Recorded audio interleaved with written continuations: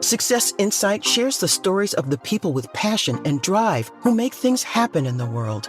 Here's your host, Howard Fox. Hello, everybody, and welcome back to another episode of the Success Insight podcast. Our guest today is Vince Racioppo. Vince is an international speaker, leadership development consultant and coach, president of Center for Expert Performance, and a best-selling author of the book Expert Performance: Achieving Extraordinary Results with the Team You Have Guaranteed. The book, Expert Performance, is a culmination of over 20 years of consultation and research containing inspirational examples and interviews with people who are extraordinary leaders who know how to bring out the best in themselves and in the people and teams they lead. Vince, welcome to the Success Insight podcast.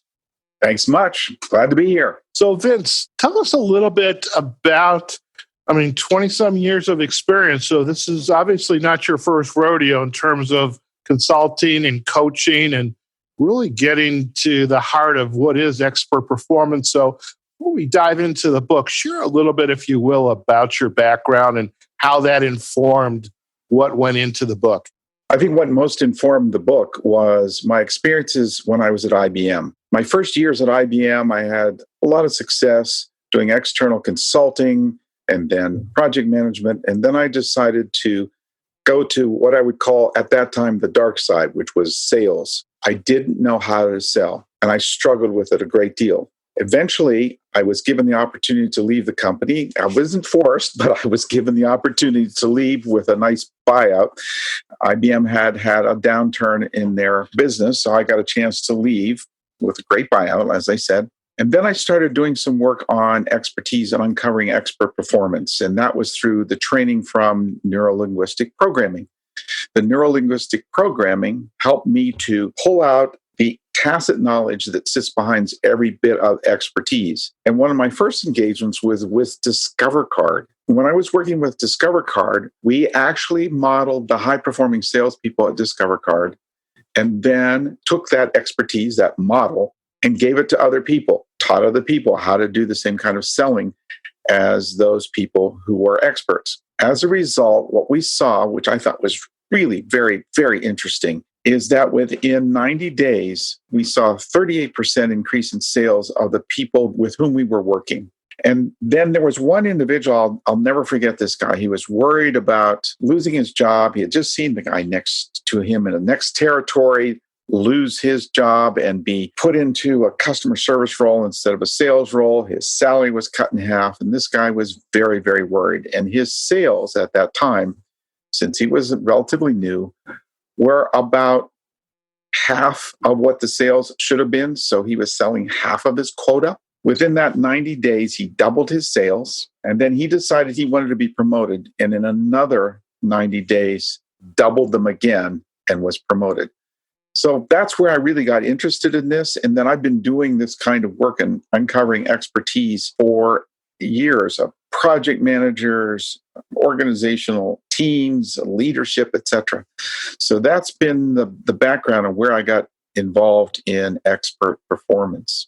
So if we can kind of go back just a little bit. So how did you decide, or what prompted you, what moment of insight, as you were given this great opportunity at IBM to take your toolbox and go somewhere else, how did you settle in on NLP, neuro-linguistic programming? I had been taking some courses on NLP, which showed the patterns of expertise for people. For example, expertise in how people changed, expertise in how people got over phobias. There was a lot of patterns. The basic process behind NLP is the discovery of modeling of expertise of people. And I saw some of my colleagues using this modeling expertise, and I decided I want to learn how to do it. So I took courses on it, learned how to do the modeling of expertise. The first model I actually did was on people who were high-performance strategic thinking folks.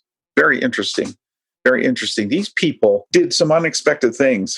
For example, they would dissociate from the situation, and then they would generate options for the future. And I think the third piece that was very interesting about strategic thinkers was that they were never concerned about an exact outcome.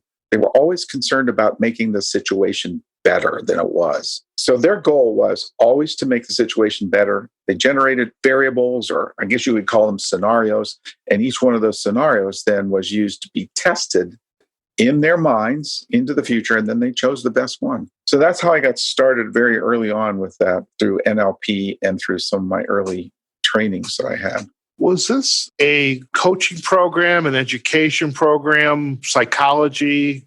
I'm curious how you found the program. And again, I've heard NLP before. We've had a couple guests on that they are practitioners. And so I'm always very interested in this particular modality. Well, NLP was originally started by three gentlemen who were trying to figure out basically how therapists got people to change so quickly. And as they began to talk to the different therapists, I think the names were Virginia Satir, Albert Ellis, I want to say, and Milton Erickson. So those are the three therapists that they based their work on. And they began to discover patterns that these people use to create high performance, I guess you'd call it high performance change in their clients.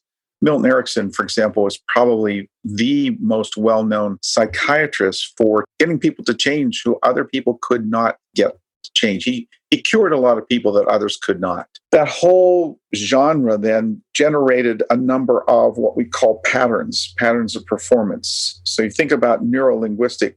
The two gentlemen who started it, one was talking about the background, rather. The background of the one gentleman was in neuroscience and the other one was in computer programming. So that's why they call it neurolinguistic programming. The idea is to use patterns of words, patterns of sentences, patterns of phrasings to create the different outcomes. And they began to discover a number of different outcomes that one could use to create change in others. That's part of being a practitioner. And they teach things like patterns of communication, like what we call framing. How do you frame words? For example, when you go to an art museum and you see a beautiful picture, and if you saw a really, really ugly frame on it, it could actually ruin the effect of the picture. However, if you have a beautiful frame on something, it can enhance a picture. Well, the idea behind vocal framing is to teach people how to say the words that frame whatever messages they want in the way that they want it. That's in my book in the section called Power of Influence. I wanted to find out what it was that was behind the expertise of these high performers. And that's when I started taking the classes, these classes where we actually went through the processes of pulling out the expertise of individuals. We learned language patterns to pull these out. For example, Howard, if I were to ask you what is important to you in your work, by asking you that question, I'm pulling out from you what it is you are motivated to do. This is your motivation. It's a core motivation. And it'll be consistent across every single aspect of your life, believe it or not. And then we create strategies from that. In other words, we think about how we're going to implement our belief system, and then we have our behaviors. As you're doing your work, so again, you've been at this many years, and as you're working with clients, I mean, they come in all different shapes and sizes. They all present with different kinds of issues that they are hoping to solve. Are you consistently then using this experience and this expertise in NLP to help them make whatever the changes that they share with you? This is what we'd like to solve, or perhaps they, sometimes the problem is not really the problem. There's something else going on. But in your work, you're helping to help them, the executive, the leader, the team, discover what their issues are, using these techniques, and then to come out the other end with some type of resolution. Let me give you an example. Working with a client today who has an engineering business. They do engineering. They are very good at their science. They do a lot of mathematical calculations. For example, if they're putting in a landfill, they know exactly how it should be built and what the calculations are, how much refuse they can put into a landfill before it starts to sag.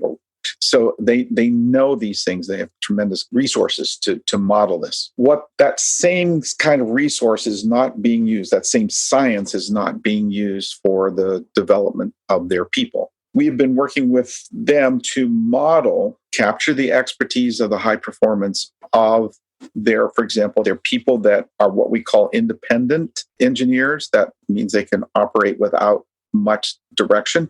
We're also looking at the next level of people, which are at the level where they're selling business as well as doing it. So we're finding out what their expertise is and how they're doing it. So the idea is to capture the best, the 20% that makes the 80% of the difference, and then pass that on to other people in the organization. And there's other tools and techniques and software that we use to help do that. So I think your comment was on target, that we're trying to understand what's going on with the client, perhaps why they're not performing the way they could, or how do they accelerate their performance over the coming years. Okay. And in working with these kinds of clients, when did you begin to say, it's important to capture these stories? And I love the fact that you used just a minute ago, Howard, can I share an example with you? Because stories are so powerful and we learn better when we hear stories. We can be told something, we can read something, but if somebody shares a story, somehow the activity in the brain starts to make these connections and they resonate for us and we remember them.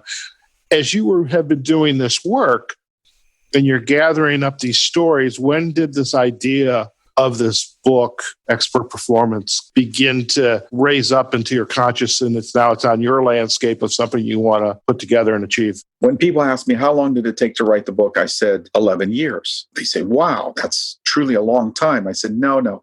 It took me 10 years to think about it and 1 year to write it. That's when I met a coach named Sarah Victory. She's been incredible. Give a little plug for her today. Sure.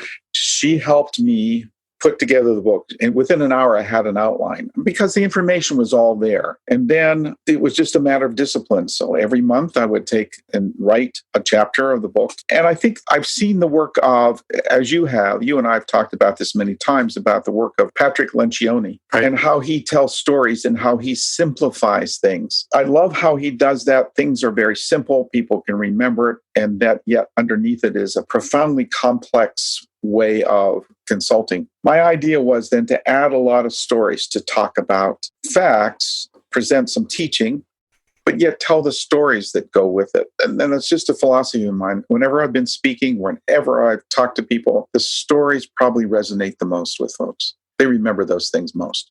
As you were then writing the book, I mean, you've got the introduction and you've got another 11 full chapters in the conclusion. How did you start to organize this book? And, why, for example, Hire the Best, that was right after the introduction. That's chapter number 2, Train for Success, Engage and Grow Your Employees, et cetera, et cetera. How did you arrive at these chapters? Was there a particular order? And I'm going to make the assumption you'll share with, if I'm correct or not, each one of these chapters, is it self-contained and there's stories to support the reasoning behind these chapters? Right. I wrote the book thinking of it in order. In other words, as a leader, that we have to have certain capabilities. If, for example, you played sports, I don't know, Howard, if you played sports, I used to play sports. I'm also a musician. We spend a lot more hours practicing than we ever do playing a game or performing as a musician. Just that's the way it is. You spend a lot of hours and hours and hours. The Anders Ericsson in the book Peak talks about the work of violinists. If you want to be a virtuoso violinist, you will have practiced about 7,000 hours before you get even into college. And before you can get on the stage, you've gone another 3,000 hours of practice. It's a tremendous amount of work, for example, to be a virtuoso. Now, we don't need to have that much study of expertise in everything, but because everybody else is working that hard, you need to be working that hard. So the idea behind the book then was to help leaders understand what it is they need to practice to become extraordinary and achieve extraordinary results. Each chapter then the book begins with hiring. If we are good at hiring, naturally, that's the first step, getting great people on into your organization. Next chapter talks about training for success, which is really part of the onboarding process. The next chapter is, now I have to go through and remember all the chapters. Always about engagement, right? Yes, engage and grow your employees. Right, engage and grow your employees. See, sometimes I even have to go back and look through the book myself to find out, what did I write? This is full honesty here, Vince. This is, we're just recording this. We're not going to edit any of this out. This is full honesty. This is. So what do you want to know about my childhood? I'm not going to talk about that. Yeah. So the process of training for success, Howard, I will tell you that when I'm working with clients, sometimes I go over to the box where I have extra books and I pull one out and say, okay, what do I need to talk about to this guy now? Well, it's interesting. I can see going into a client engagement. I mean, they call us in. You're a coach, a consultant. I'm a coach, a consultant. They come to us because they have a problem. Now, sometimes the problem is the problem. Sometimes the problem is not the problem, but we still have to go in and ask questions. And then kind of going back to this book, once you have ascertained this is what the client is presenting, these are some of the things I think they can use my help with. You can almost like this book, these chapters is kind of self-contained in a way. It is. That's the idea, that anyone can come to a different area and say, for example, I spent a lot of time on the chapter 5 of the power of strengths. See, now I'm looking at it, and I can actually tell you which chapter it is. It's called the power of strengths. I spent a lot of time on the power of influence, which is chapter 8. That influencing piece is so critical for so many leaders, and they don't practice that enough. And I think there's about 15 maybe 15 to 20 different kinds of activities that they can do around that. Mm-hmm. I don't know if you notice this too, Howard, that I also have assessments that people can take for each one of these chapters. Those assessments are available on my website, and that's www.expertperformance.com. And those assessments can be taken. It's free. I don't capture names. You could take it and understand how well you're performing. And then if you want to have a conversation with me about it and how do you improve that, or go buy the book, you can find it right there in the book on how to improve your performance. So the idea behind the book then was to give somebody on each one of these sections an opportunity to practice. If you want to be better at influence, if you want to be able to get more top performance out of people, or find the bright shining stars, or training for success, whatever that might be, you can find it and be able to practice these items. And practice means deliberate practice, meaning stretching yourself. That means taking something, then learning a little bit more. Like, for example, when I was taking music lessons, you take music lessons, then you have to learn something more difficult. Then you have to practice something more difficult. So I oftentimes walk through this with clients. I have a client, and you and I are big fans of the DISC. Right. And the DISC, this person is a high D, and she works in an organization in which most of the people are S and Cs. So for those folks who don't know, that means she's very dominant. She wants to take charge, and she has very little patience for other folks. And then I had to walk through the influencing chapters with her and say, because she's not badly intended, she just is so direct, it puts people off. Mm-hmm. And you've probably experienced this too. So we work with those folks to help that individual to understand how to be more effective in having conversations. We talk about framing. Sometimes you need to tell people why you're asking a question. So, actually, it's a good point to ask this question now. So this individual, or even the individual you shared about earlier, he was struggling, began working with you, then, achieved a goal in 90 days, or maybe it was 30 days, then achieved another goal. Now you've just shared about this individual, high D, very dominant in personality, according to the DISC model. What has been the reaction to the clients as they are working with you? And I mean, again, it's a combination of coaching, consulting. The conversations are going to be slightly different, but what is their reaction as you are introducing this model, these tools, these exercises? That's a great question, because it varies. So oftentimes you hear people say, oh, that's one of those touchy-feely soft skills. So I was working with a guy. He actually hired me to help in his company. And then he had me help coach some people. When we began to work with one of his people, he was such a high D. He pushed and pushed and pushed to have things done his way. And then I didn't work for him for a while because I think it didn't go the way he wanted it to. Then I came back into the organization and started working with another guy. And this guy we started making some progress on. In the meantime, the owner of this company had told one of the people, I don't want to work with Vince. That's all that touchy-feely stuff. This other guy then got an email, and the owner of the company shared the email. It was effusive about this other guy, saying how great he was working with customers. He's made a big difference. And I just had this like one or two phrases. It says, I guess your stuff works. That's all he said. And then we became fast, like best buds after that, because he turned himself around and understand that the touchy-feely stuff, quote unquote, is so important. Without our people, no company performs well. Without great people, no company performs well. And the more we can elevate folks to high performance levels, the better our companies will be. It's just almost miraculous. This company that I've been working with for a while, that I just mentioned, the owner, has had profitability every single year since its inception, close to 30 years ago, even during the 2008 downturn. I don't know how they'll do now, but I wouldn't be surprised if they still continue to do well. It's just that kind of great people and great organization. They're paying attention to their people. Speaking of our current situation, and many of the podcasts of late have touched on functioning within this, this global health crisis that we're in. How can this work that you're doing, the content in this book, help organizations that maybe they didn't know this was an issue, but now all of a sudden, we have to totally close our doors, but we have to go from a brick and mortar operation to a semi or completely virtual operation, different challenges. How can those individuals, and I would imagine you're speaking to some of them as you're doing your sales, that thing you hated to do way back when, you're doing business development and marketing. How is your conversation changing with those individuals, those opportunities, because of this crisis that we're in right now? I have been thinking a lot about how do we make sure that people continue to be engaged.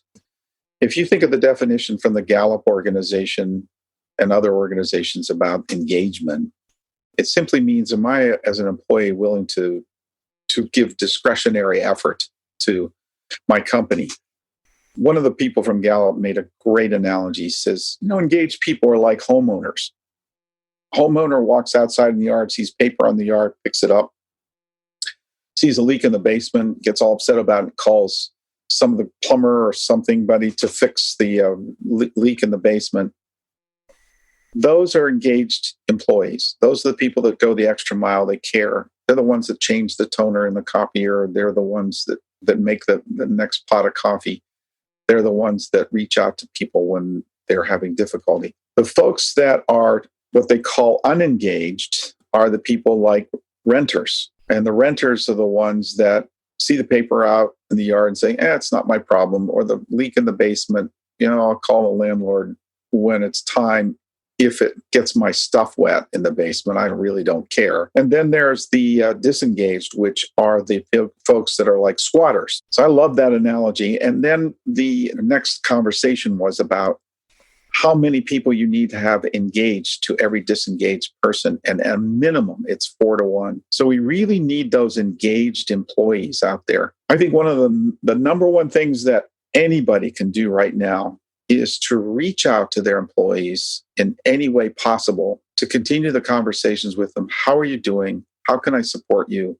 How is your family? Where's your concerns? And really listen for those concerns. So my colleague and I, Dave Masello, and I are putting together two webinars of which we're going to offer to our clients. One is on engagement. It's like 12 easy questions and actions you can take to keep people engaged. And we're going to probably make that public too, maybe post it on our website so that people can hear it, or actually make it public, do a public offering of that. And then the other one is on the process of mentoring, the mentor series, we call it. The mentor series is not about the traditional mentoring where somebody is the smartest guy in the room and that's your mentor. This is about people trained up to bring out the best in everybody, their strengths, help them use strengths that maybe are not used in one area of their life that could be. So there's a strength that's in one area that can be used in another area, and helping them use those strengths, and then augment those strengths with advice and help to make that person a better performer. So I think in this time, we're still concerned about financials. We're still concerned about our customers. We should be obviously engaging our customers and engaging our employees really, really strongly. Fantastic. And just curious, when do you expect to have at least this engagement program up and available? I would expect within the next 2 weeks or so. I think we're still going to be sheltered for a while. My poor daughter was told that she's still on furlough till May 15th. I'm even wondering if that's going to be the case. She'll be able to go back to work. Okay. So I think we're going to be in this kind of situation now. This may become part of a new normal. I think that's very much where we are going to be heading. If I was going to put something on a piece of paper in an envelope and say, open this in a year from now, I would say that's part of the new normal. And one thing that I would just want to offer to Vince is when that program is up and ready, let's make sure it's available in the show notes for this podcast. So if anyone is interested in taking advantage of it, that we do make it available. So absolutely. Do that. Vince, it's been an absolute pleasure to have you on today's podcast, learning more about you, your background, and of course, this wonderful book. And I do have to share, with our listeners. I mean, I love this book that Vince has put together, and I'm especially drawn to books that are not only sharing of information, but there's exercises, there's tools to use, there's next steps to take. And rather than, here's my theory of the world, enjoy yourself. But I think, Vince, that's just a wonderful way to construct a book so that it's usable. And the fact that each one of these chapters in itself is helping your clients, your teams, and individuals solve an issue that they're facing. So really love the way you've structured this book. If our listeners would like to learn more about you and your work, where are the best places for them to go? First place is my website, and that is www.expertperformance, just like it sounds, EXPERTPERFORMANCE, for those who are spelling challenged, .com. I'm glad we have spell checker now on our software. That and Grammarly is my friend, by the way. Those two are amazing. That's right. Half of my book was written by Grammarly. And then another place you can find me is I'm on LinkedIn. Please offer to join me on LinkedIn. I'll connect up with you, and then we can continue further discussion. And those are probably the two best places. You can find my contact information on my website, and you can find it on LinkedIn. It's right there for everybody to see. Fantastic. And also we'll have the URL to the book page on Amazon. So we want folks to go out and take a look at the book and hopefully make a purchase for you. They can see my picture, and it's a lot better than I actually look. I'm telling you, Vince, you're not the best to look at, in all honesty. But that background of the beach and the water and the movement behind the scenes is absolutely, I'm like, this is really making this podcast enjoyable. So I have to tell you. Yeah. Well, thank you, Howard, for the opportunity to be on this podcast.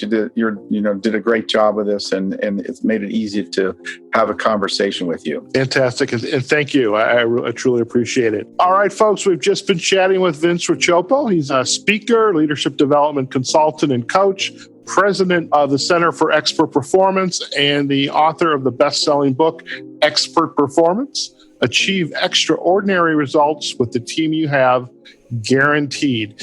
And definitely go out to Amazon and pick up a copy of the book. Do visit Vince on his website, expertperformance.com, as well. Connect with him on LinkedIn. And really, this is a good guy. This is good information that he is providing here. And this book is amazing, let me tell you.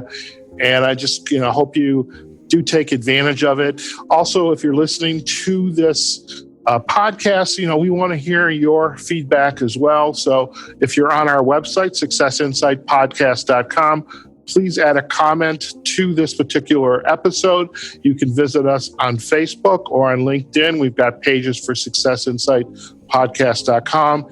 We have a channel on YouTube. You can visit us there, as well as the podcast platforms, Google Podcast, Apple Podcast, iHeartRadio, and Spotify. So lots of ways to listen to some great content, especially content that we are just producing for you today in this episode with Vince Racioppo. So, like I say every episode, wherever you are, whatever you're doing, go out there, have a phenomenal day, practice social distancing, play it safe, keep your family safe, yourself safe, do what's right for everybody. And we hope we all come out of this better. And as Vince was saying, there's going to be a new normal. Hopefully this new normal is better than perhaps we went into it with. And this global crisis that we're in is certainly giving us an opportunity to rethink what matters most. So once again, wherever you are, whatever you're doing, have a phenomenal day, and we'll see you on the next episode of the Success Insight Podcast. Take care now. Success Insight is a production of Fox Coaching and First Story Strategies. Find us online, successinsightpodcast.com.